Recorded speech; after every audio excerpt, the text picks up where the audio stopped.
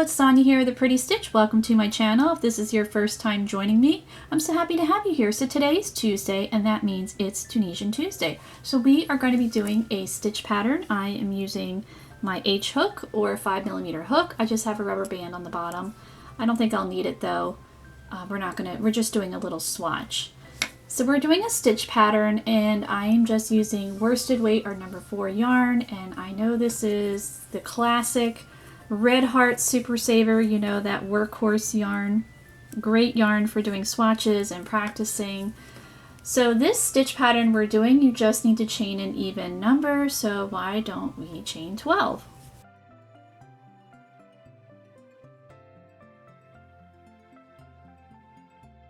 Alright, so I've got my 12 chains, so we're going to be working row 1, and that is going to be our setup row. So this stitch pattern will be a 2-row repeat. So for row 1, we're going to work in that back bump, and we're going to insert our hook in that back bump and just pull up a loop, and we're just going to continue to pull up loops all the way across our chain. And if you've never done Tunisian crochet before, I do have a complete playlist that goes over the basics. And Tunisian crochet is always worked in 2 parts. So each row consists of 2 parts. So part 1, which we're doing right now, we are putting our stitches on our hook, and that is called the forward pass. And part 2 is the return pass, and that is where we are taking our stitches off our hook. So then each part equals 1 row.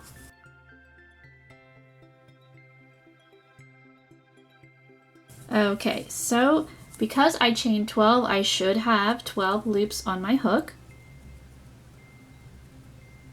And I do. So let's work these off the return pass. So you're going to yarn over, pull through 1 loop, yarn over, pull through 2 for the rest of the row.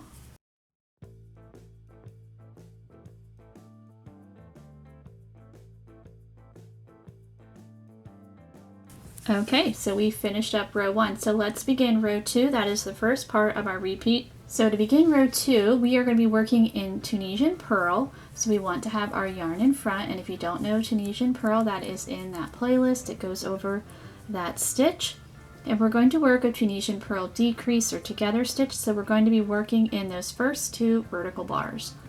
So insert your hook into that first bar and in the second one. And then we just work the purl stitch. And now we need to do what I call yarn over purlwise. So this stitch is similar to the stitch we did last week. So to do yarn over purlwise, you want to have your yarn in front. Normally you yarn over like this, but our next stitch we also will be working in Tunisian purl. So we need to have our yarn set up so that we can do that. So we have our yarn in front of our hook. So you're going to take it to the front, to the back, and to the front again. So now we're all set up, ready to go to work our next Tunisian purl decrease. So that first vertical bar, second vertical bar, and work that purl stitch and yarn over purlwise. So the front to the back and back to the front again. And we're just going to continue across working Tunisian purl decrease and yarn over purlwise.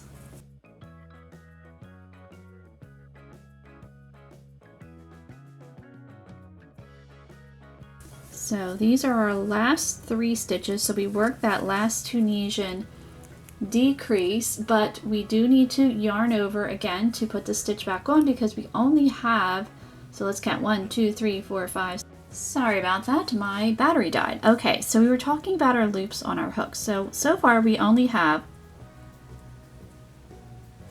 10 loops, and if we just work that last stitch we would have 11. So we need to put that loop back on. So we've been doing yarn over purlwise, but our last stitch we're just working through that chain. Our yarn will not be set up the way we need it to, so we're going to do a regular yarn over for that last one.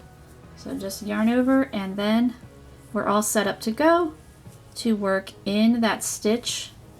So let me just show you that again. So this last stitch here, it looks like a chain. You're going to insert your hook through it and pull up loops. So now we're back to our 12 loops, and we're going to work these off. So yarn over, pull through 1, yarn over, pull through 2 for the rest of the row.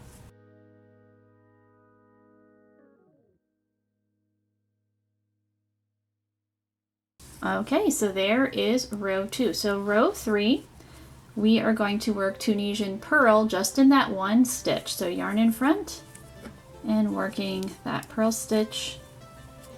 And now we're going to work Tunisian purl decrease like we've been doing. So yarn in the front. So that next vertical bar, then the next one, work that purl stitch.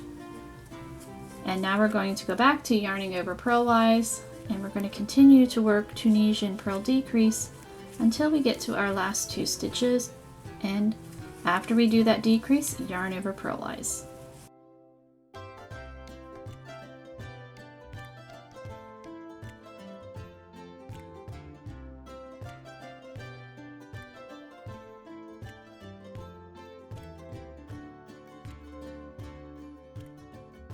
Okay, so we're going to yarn over purlwise. So we have 2 stitches left. So we have this one and that one that looks like a chain. We're going to insert our hook, Tunisian purl for the second to the last stitch, and then work in that chain. And we're back to our 12 loops, and we just work these off. So yarn over, pull through 1, yarn over, pull through 2 for the rest of the row. So what you want to do is you want to repeat rows 2 and 3 for however long you want your swatch. And then we will work our bind off row at the end. So I'm going to go do that, repeat rows 2 and 3, and then I will meet you back.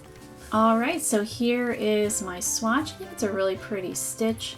Worked 11 rows and I did end on a row 3. So we are going to work these guys off, and it kind of looks a little like the honeycomb stitch a little bit, or like a smock stitch. So to do the bind off, we're just going to do it in the regular bind off, working Tunisian simple. So I'm going to go in that first vertical bar and work the bind off stitch. So if you're not familiar with binding off, it is in the playlist, and also it just helps give your work a finished look, because you could end it like that, but it just doesn't look quite as nice. So in each vertical bar, you're inserting your hook in Tunisian simple and working that bind off.